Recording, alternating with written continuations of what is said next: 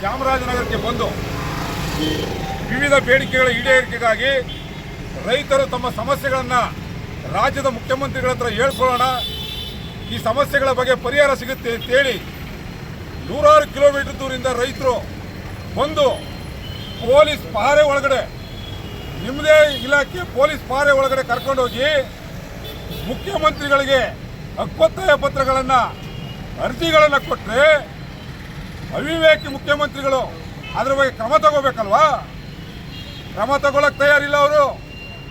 ಕೇವಲ ಬರೀ ಪ್ರೊಫೆಸರ್ ನಂಜುಂಡಸ್ವಾಮಿ ಅವರ ವಾದ ಮತ್ತು ನಂಜುಂಡಸ್ವಾಮಿ ಅವರ ಗಡಿಯಲ್ಲಿ ಬೆಳೆದಿದ್ದೇನೆ, ನಂಜುಂಡಸ್ವಾಮಿ ಅವರು ನನಗೆ ಗುರು ಅಂತ ಹೇಳ್ತಿರಲ್ಲ, ಆ ನಂಜುಂಡಸ್ವಾಮಿ ಅವರು ಹಾಕಿ ಕೊಟ್ಟಂತ ರೈತ ವರ್ಗ ಕೊಟ್ಟಂತ ಹಕ್ಕುಪತ್ರವನ್ನು ಎಲ್ಲಿಟ್ಟಿದ್ರಿ ಮುಖ್ಯಮಂತ್ರಿಗಳೇ? ನೀವು ನಿಜವಾಗೂ ನೀವು ಜೊತೆಲಿ ತಗೊಂಡೋಗಿದ್ರೆ, ನಿಮ್ಮ ಕಚೇರಿಲಿದ್ರೆ ತಕ್ಷಣ ಅದನ್ನು ಪತ್ರಿಕೆಗೆ ಬಿಡುಗಡೆ ಮಾಡಿ, ತಕ್ಷಣ ಪತ್ರಿಕೆಗೆ ಬಿಡುಗಡೆ ಮಾಡಿ.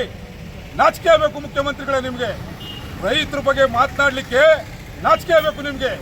ಯಾಕೆ ಅಂತ ಹೇಳಿದ್ರೆ ರೈತ ಕೊಟ್ಟಂತ ಹಕ್ಕೊತ್ತಾಯ ಪತ್ರಗಳನ್ನು ತಗೊಂಡೋಗಿ ಸಮಸ್ಯೆಯನ್ನು ಬಗೆಹರಿಸಬೇಕಾಗಿತ್ತು.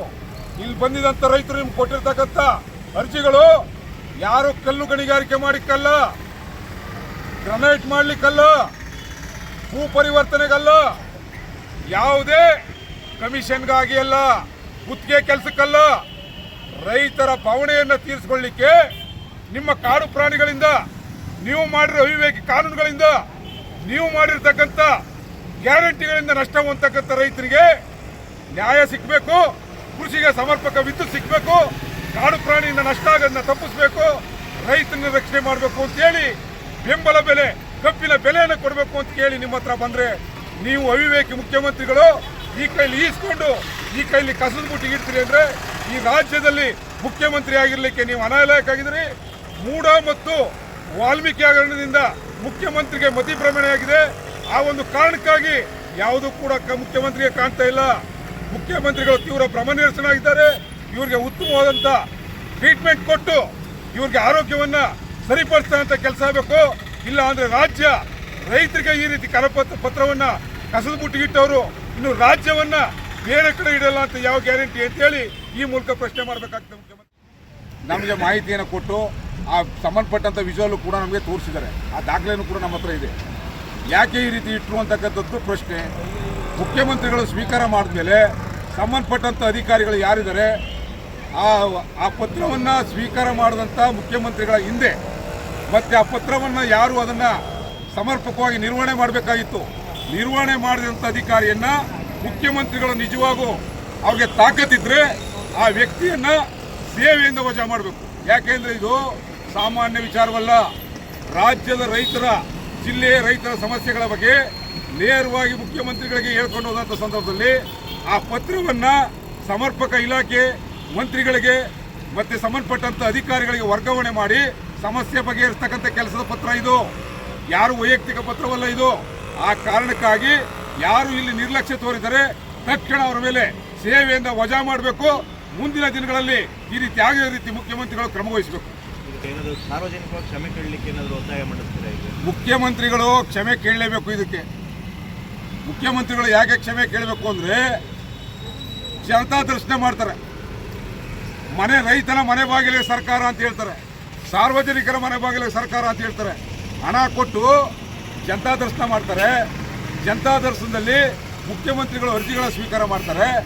ಅದೇ ರೀತಿಯಾಗಿ ಇದು ಒಂದು ಕೃತಜ್ಞತಾ ಸಭೆ.